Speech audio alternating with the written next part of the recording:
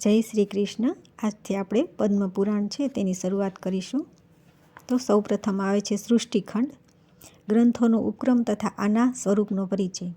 શ્રી વ્યાસજીના શિષ્ય પરમ બુદ્ધિમાન લોમહર્ષણજી એકાંતમાં બેઠેલા પોતાના પુત્ર ઉગ્રશ્રવા નામના સૂતને કહ્યું કે બેટા, તમે ઋષિઓના આશ્રમ પર જાઓ અને તેમના પૂછવાથી સંપૂર્ણ ધર્મનું વર્ણન કરો। તમે મારી પાસેથી જે સંક્ષેપમાં સાંભળ્યું છે તે તમને વિસ્તારથી સંભળાવો। મેં મહર્ષિ વેદવ્યાસજીને મુખેથી સમસ્ત પુરાણોનું જ્ઞાન પ્રાપ્ત કર્યું છે અને તે બધું તમને કહી દીધું છે। હવે તમે મુનિઓની સમક્ષ તમે તેનું વિસ્તારથી વર્ણન કરો। પ્રયાગમાં કેટલાક મહર્ષિઓએ જે ઉત્તમ કુળમાં ઉત્પન્ન થયા હતા તેમણે સાક્ષાત ભગવાનને પ્રશ્ન કર્યો। તેઓ કોઈ પવિત્ર સ્થાન જાણવા ઈચ્છતા હતા। ભગવાન નારાયણ સર્વના હિતેશી છે। તેઓ ધર્માનુષ્ઠાનની ઈચ્છા ધરાવતા તે મહર્ષિઓને પૂછવાથી બોલ્યા, મુનિવરો, આ સામે જે ચક્ર દેખાઈ રહ્યું છે તેની ક્યાંય તુલના થાય એમ નથી। એની નાભી સુંદર અને સ્વરૂપ દિવ્ય છે। એ ચક્ર સત્ય તરફ ગતિશીલ છે। તેની ગતિ સુંદર અને કલ્યાણકારી છે। તમે લોકો સાવધાન થઈને નિયમપૂર્વક તેની પાછળ પાછળ જાઓ। તમને પોતાના માટે હિતકારની સ્થાનની પ્રાપ્તિ થશે। આ ધર્મમય ચક્ર અહીંથી જઈ રહ્યું છે। જતાં તે સ્થાન પર તેની નેમી શીર્ણ થઈને પડી જાય છે। તેને પુણ્યમય પ્રદેશ જાણો। તે બધા મહર્ષિઓને આ પ્રમાણે કહીને ભગવાન અંતર્ધ્યાન થઈ ગયા અને તે ધર્મચક્ર નૈમિષારણ્ય ગર્ગાવર્ત નામક સ્થાન પર પડ્યું। ત્યારે ઋષિઓએ નિમિ શીર્ણ થવાના કારણે તે સ્થાનનું નામ નૈમિષી રાખ્યું અને નૈમિષારણ્યમાં દીર્ઘકાળ સુધી ચાલુ રહેનારા યજ્ઞનું અનુષ્ઠાન આરંભ કર્યું। ત્યાં તમે પણ જાઓ અને ઋષિઓને પૂછવાથી તેમના ધર્મ વિશેના સંશયોનું નિવારણ કરો। ત્યાર પછી જ્ઞાની ઉગ્રશ્રવા પિતાની આજ્ઞા માનીને તે મુનીશ્વરોની પાસે ગયા તથા તેમના ચરણ પકડીને હાથ જોડીને તેમણે પ્રણામ કર્યા। સૂતજી બહુ બુદ્ધિમાન હતા। તેમણે પોતાની નમ્રતા અને પ્રણામ વગેરે દ્વારા મહર્ષિઓને સંતુષ્ટ કર્યા। તે યજ્ઞમાં ભાગ લેનારા મહર્ષિ પણ સદસ્યો સહિત બહુ પ્રસન્ન થયા તથા બધાએ એકત્ર થઈ અને સૂતજીનો યથાયોગ્ય આત્મસત્કાર કર્યો। ઋષિ બોલ્યા કે દેવતાઓ જેવા તેજસ્વી સૂતજી, તમે કઈ રીતે અને કયા દેશથી અહીં આવ્યા છો? પોતાના આવવાનું કારણ જણાવો। સૂતજીએ કહ્યું કે મહર્ષિઓ, મારા બુદ્ધિમાન પિતા વ્યાસ શિષ્ય લોમહર્ષણજીએ મને આજ્ઞા કરી છે તમે મુનિઓની પાસે જઈને તેમની સેવામાં રહો અને તેઓ જે કંઈ પૂછે છે તે બધું તેમને કહી સંભળાવો। તમે લોકો મારા પૂજ્ય છો, જણાવો, હું કંઈ કથા કહું, પુરાણ, ઇતિહાસ અથવા જુદા જુદા પ્રકારના ધર્મ, જે જ્ઞાન આપો તે જ સંભળાવીશ। સૂતજીનું આ મધુર વચન સાંભળી તે બધા શ્રેષ્ઠ મહર્ષિઓ બહુ પ્રસન્ન થયા। અત્યંત વિશ્વસનીય વિદ્વાન લોમહર્ષણ પુત્ર ઉગ્રશ્રવાને ઉપસ્થિત જોઈને તેમના મનમાં પુરાણ સાંભળવાની ઈચ્છા જાગૃત થઈ। તે યજ્ઞમાં યજમાન હતા મહર્ષિ શૌનક, જે સંપૂર્ણ શાસ્ત્રોના વિશેષજ્ઞ, મેધાવી તથા વિજ્ઞાનમય અરણ્યક ભાગના આચાર્ય હતા। તેઓ બધા મહર્ષિઓની સાથે શ્રદ્ધાનો આશ્રય લઈને ધર્મ સાંભળવાની ઈચ્છાથી બોલ્યા। શૌનકે કહ્યું કે મહાબુદ્ધિમાન સૂતજી, તમે ઇતિહાસ અને પુરાણોનું જ્ઞાન પ્રાપ્ત કરવા માટે બ્રહ્મજ્ઞાનીઓમાં શ્રેષ્ઠ ભગવાન વ્યાસજીની સારી પેઠે ઉપાસના કરી છે। તેમની પુરાણ વિષયક શ્રેષ્ઠ બુદ્ધિનો તમે સારી રીતે લાભ ઉઠાવ્યો છે। હે મહામતે, અહીં જે બધા શ્રેષ્ઠ બ્રાહ્મણ બિરાજમાન છે તેમનું મન પુરાણો પ્રત્યે આકર્ષિત થઈ રહ્યું છે।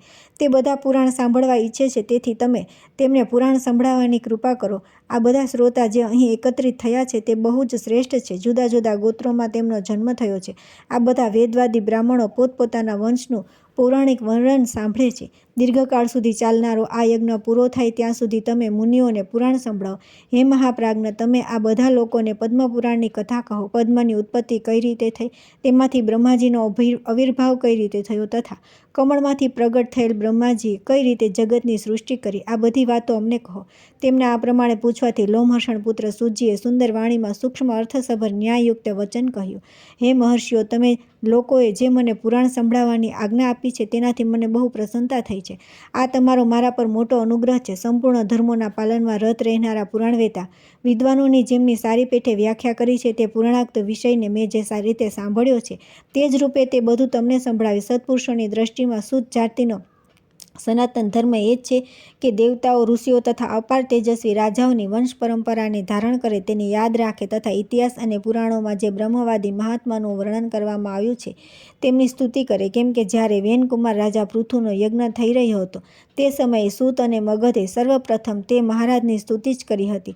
તે સ્તુતિથી સંતુષ્ટ થઈને મહાત્મા પૃથ્વીએ તે બંનેને વરદાન આપ્યું। વરદાનમાં તેમણે સૂતને સૂત નામનો દેશ અને મગધને મગધનું રાજ્ય આપ્યું હતું। ક્ષત્રિય પિતા અને બ્રાહ્મણીના ગર્ભથી જેનો જન્મ થયો તે સૂત કહેવાયા। બ્રાહ્મણોએ મને પુરાણોની કથા કહેવાનો અધિકાર આપ્યો છે।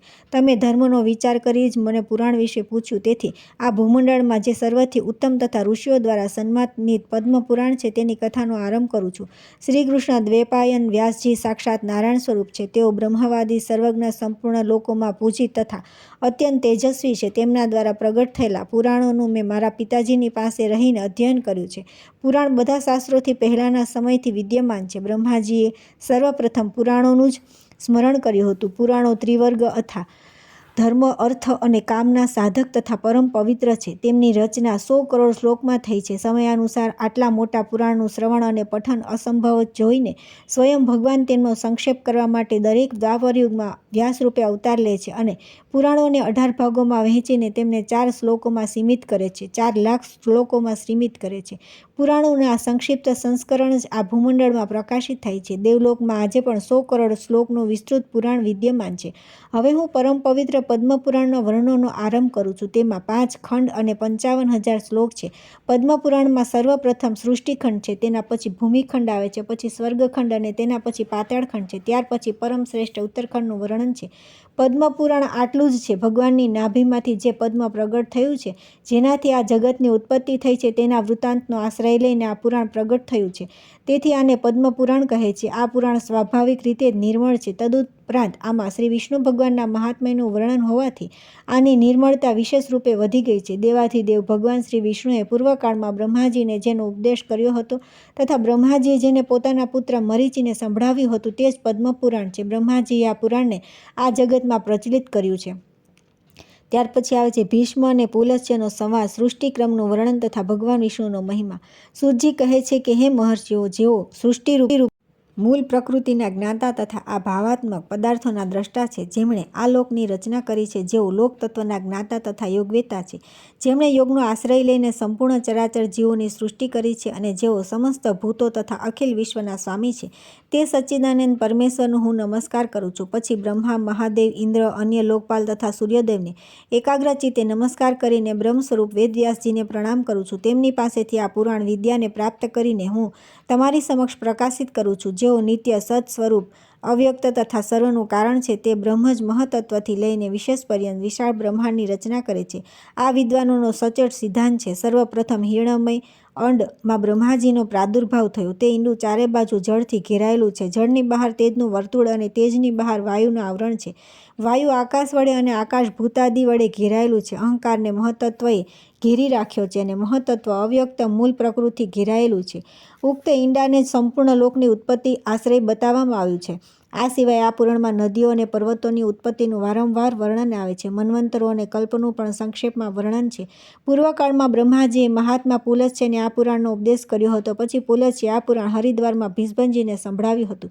આ પુરાણનું પઠન, શ્રવણ તથા ખાસ કરીને સ્મરણ ધન, યશ અને આયુષ્યની વૃદ્ધિ કરનારું તથા સંપૂર્ણ પાપોનો નાશ કરનારું છે. જે દ્વિજ અંગો અને ઉપનિષદો સહિત ચારે વેદોનો જ્ઞાતા છે, તેના કરતાં તે વધારે વિદ્વાન છે. જે માત્ર આ પુરાણોનો જ્ઞાતા છે, ઇતિહાસ અને પુરાણોના આધારે જ વેદોની વ્યાખ્યા કરવી જોઈએ, કેમ કે વેદ અપલ્ગ્ન વિદ્વાનથી એવું વિચારીને ડરે છે કે ક્યાંક મારા પર પ્રહાર કરી ન બેસે, અર્થનો અનર્થ ન કરી બેસે. આ સાંભળીને ઋષિઓએ સૂતજીને પૂછ્યું કે મને ભીષ્મજીની સાથે પુલસ્ત્ય ઋષિનો સમાગમ કઈ રીતે થયો?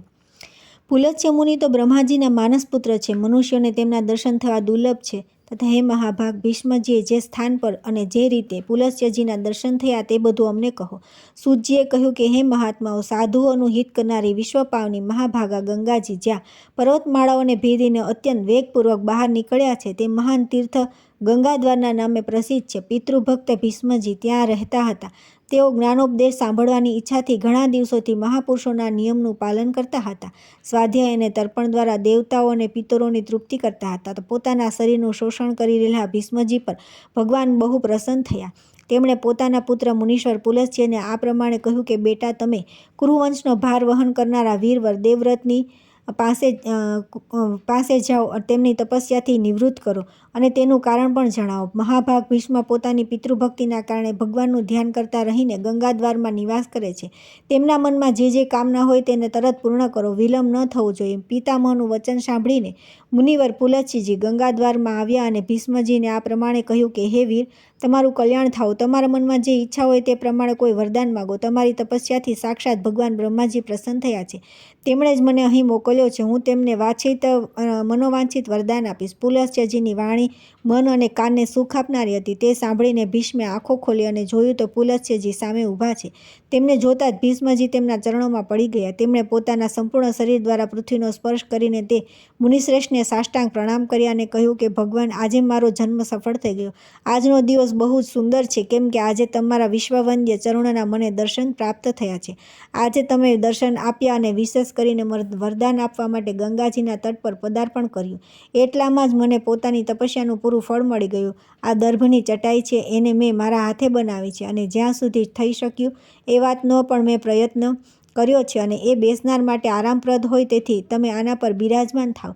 આ ખાખરાના પડિયામાં અર્ધ્ય પ્રસ્તુત કરવામાં આવ્યો છે. તેમાં દૂર્વા, ચોખા, ફૂલ, દર્ભ, સરસવ, દહીં, મધ, જવ અને દૂધ પણ છે. પ્રાચીન કાળના ઋષિઓએ અષ્ટાંગ અર્ધ્ય અતિથિને અર્પણ કરવા યોગ્ય કહ્યો છે. અપાર તેજસ્વી ભીષ્મના આ વચન સાંભળીને બ્રહ્માજીના પુત્ર પુલસ્ત્ય મુનિ દર્ભાસન પર બેસી ગયા. તેમણે બહુ જ પ્રસન્નતા સાથે પાદ્ય અને અર્ધ્યનો સ્વીકાર કર્યો.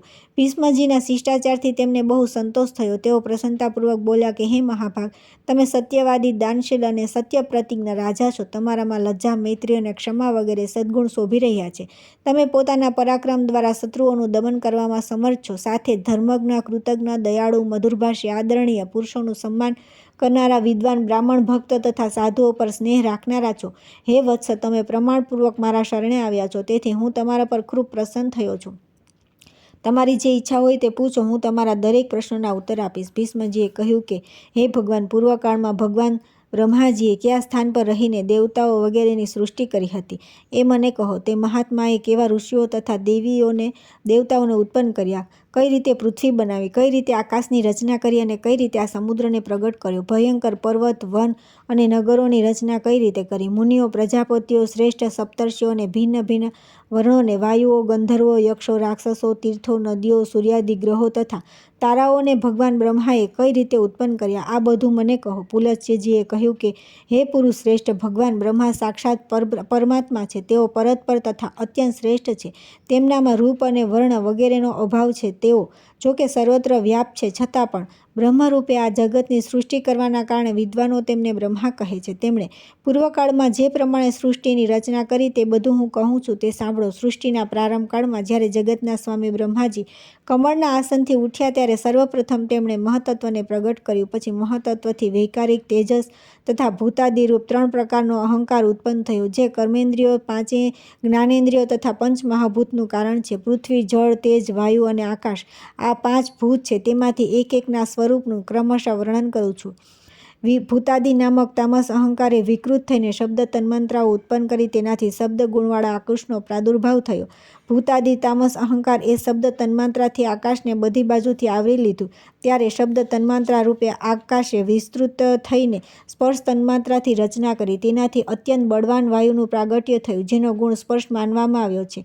ત્યાર પછી આકાશ દ્વારા આચ્છાદિત હોવાથી વાયુ તત્વમાં વિકાર થયો અને તેણે રૂપ તન્માંત્રાની સૃષ્ટિ કરી. તે વાયુ દ્વારા અગ્નિરૂપે પ્રગટ થઈ, તેનો ગુણ રૂપ છે. ત્યારે પછી સ્પર્શ તન્માંત્રા વાયુરૂપે તન્માંત્રા તેજને બધી બાજુથી ઢાંકી દીધું. તેના પરિણામે અગ્નિ તત્વમાં વિકાર થયો અને તેમાંથી રસ તન્માંત્રાની ઉત્પત્તિ થઈ. તેનાથી જળની ઉત્પત્તિ થઈ, જેનો ગુણ રસ છે. પછી તન્માંત્રાવાળા તેજે રસ તન્માંત્રારૂપી જળ તત્વને બધી બાજુથી આચ્છાદિત કર્યું. તેનાથી વિકૃત થઈને જળ તત્વે ગંધ તન્માંત્રાને ઉત્પન્ન કરી, જેનાથી આ પૃથ્વી ઉત્પન્ન થઈ.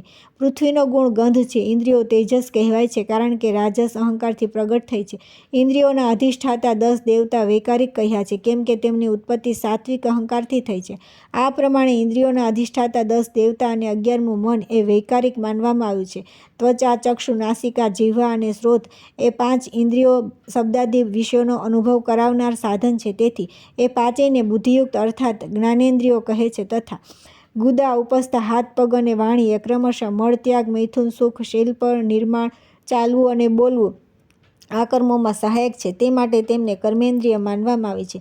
હે વીર, આકાશ, વાયુ, તેજ, જળ અને પૃથ્વી એ ક્રમશઃ શબ્દ વગેરે ઉત્તરોત્તર ગુણોથી યુક્ત છે. અર્થાત આકાશનો ગુણ શબ્દ વાયુના ગુણ શબ્દ અને સ્પર્શ તેજના ગુણ શબ્દ સ્પર્શ અને રૂપ, જળના ગુણ શબ્દ સ્પર્શ રૂપ અને રસ તથા પૃથ્વીના ગુણ શબ્દ સ્પર્શ રૂપ અને રસ ગંધ એ બધા ગુણ છે. ઉક્ત પાંચે ભૂત શાંત, ઘોર અને મૂળ છે, અર્થાત સુખ, દુઃખ અને મોહથી યુક્ત છે, તેથી એ વિશેષ કહેવાય છે. આ પાંચે ભૂત અલગ અલગ રહેવાથી જુદી જુદી શક્તિઓથી સંપન્ન થાય છે, તેથી પરસ્પર સંગઠિત થયા વિના પૂર્ણ રીતે મળ્યા વિના એ પ્રજાની સૃષ્ટિ કરવામાં સમર્થ ન થઈ શક્યા. તેથી પરમ પુરુષ પરમાત્માએ સંકલ્પ દ્વારા તેમનામાં પ્રવેશ કર્યો. પછી મહત્તત્વથી લઈને વિશેષ સુધીના બધા તત્વો પુરુષ દ્વારા અધિષ્ઠિત હોવાના કારણે પૂર્ણરૂપે એકત્વને પ્રાપ્ત થયા. આ પ્રમાણે એકબીજાને મળીને તથા એકબીજાનો આશ્રય લઈને તેમણે ઈંડાને ઉત્પન્ન કર્યું. હે ભીષ્મજી, તે ઈંડાથી જ પર્વત અને દ્વીપ વગેરે સહિત સમુદ્ર, ગ્રહો અને તારાઓ સહિત સંપૂર્ણ જગત તથા દેવતા, અસુર અને મનુષ્યો સહિત સઘળા પ્રાણી ઉત્પન્ન થયા.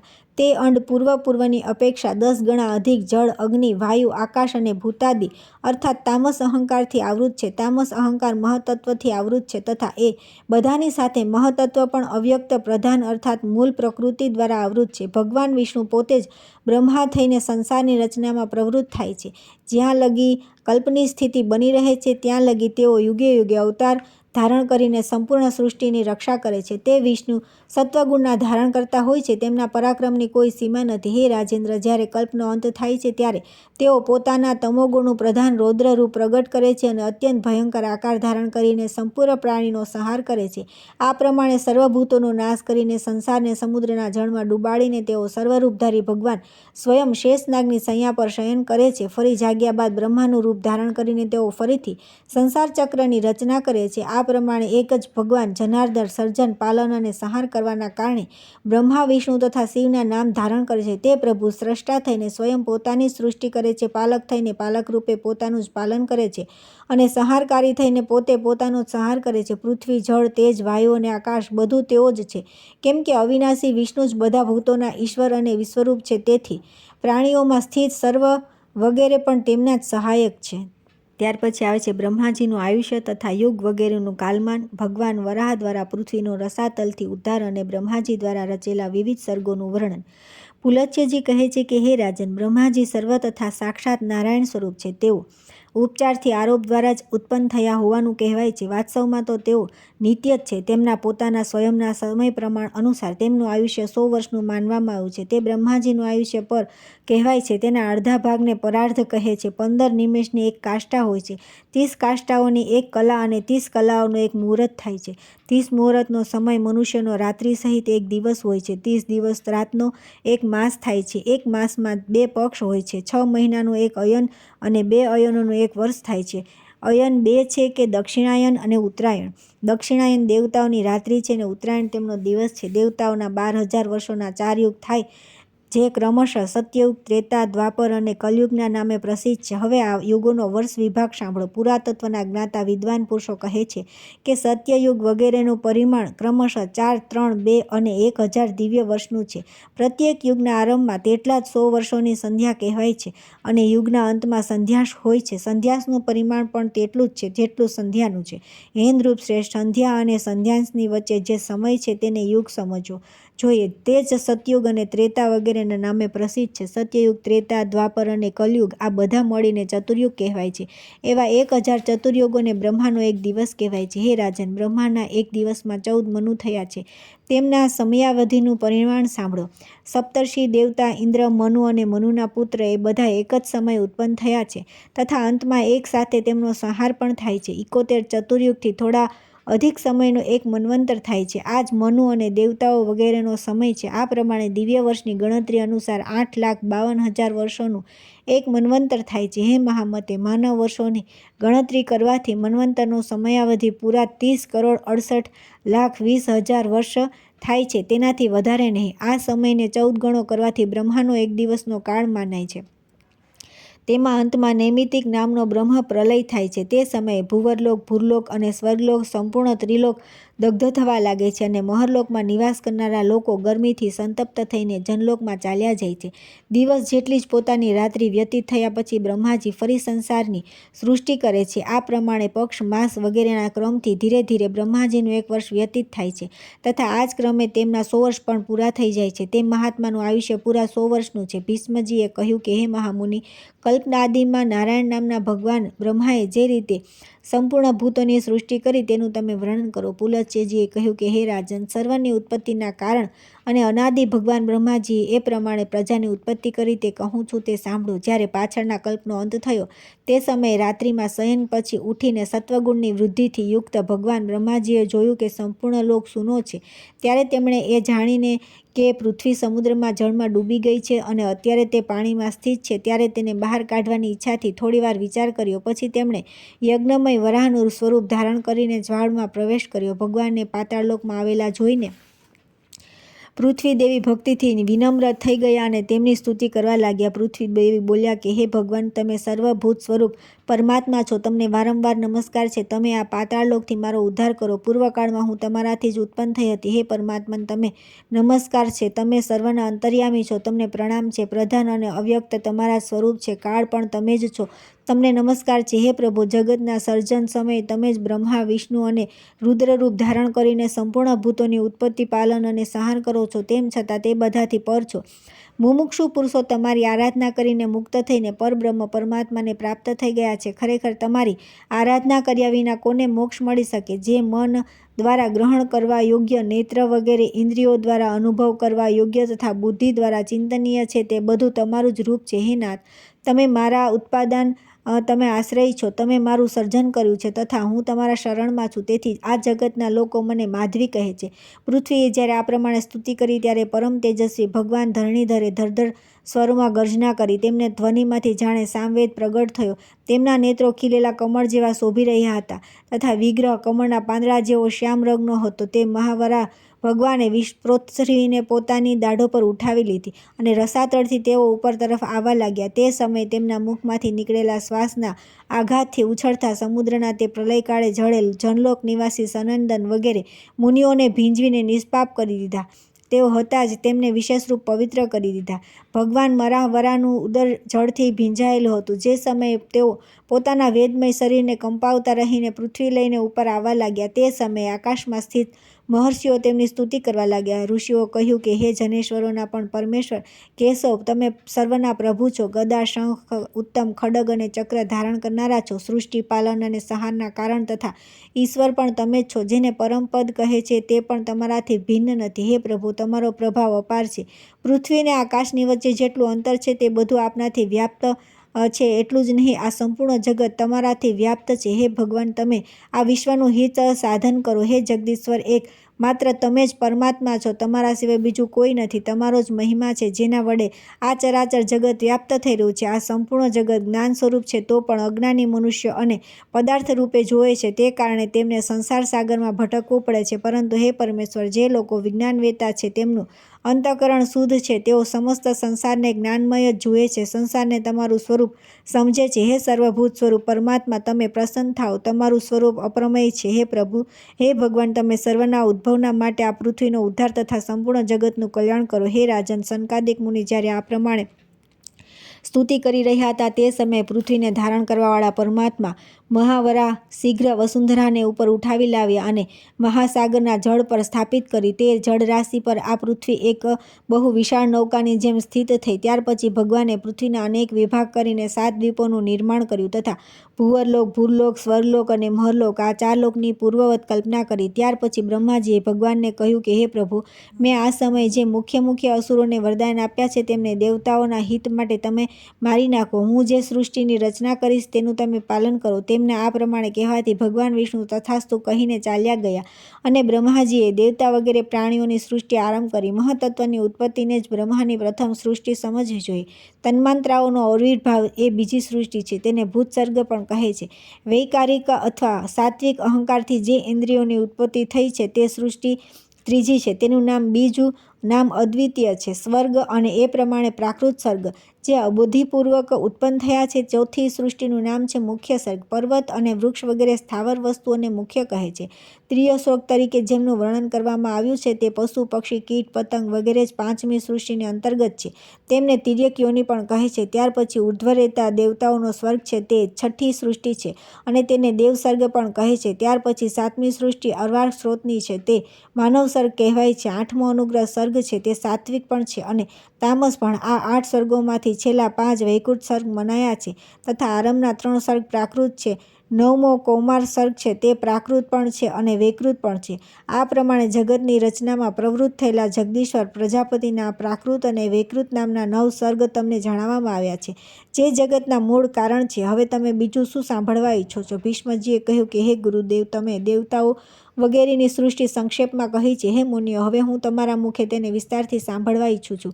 પુલત્સ્યજીએ કહ્યું કે હે રાજન, સંપૂર્ણ પ્રજા પોતાના પૂર્વે કરેલા શુભાશુભ કર્મોથી પ્રભાવિત રહે છે. તેથી પ્રલયકાળમાં સર્વનો સંહાર થઈ ગયા પછી પણ તે પ્રજા પોતાના કર્મોથી મુક્ત થઈ શકતી નથી.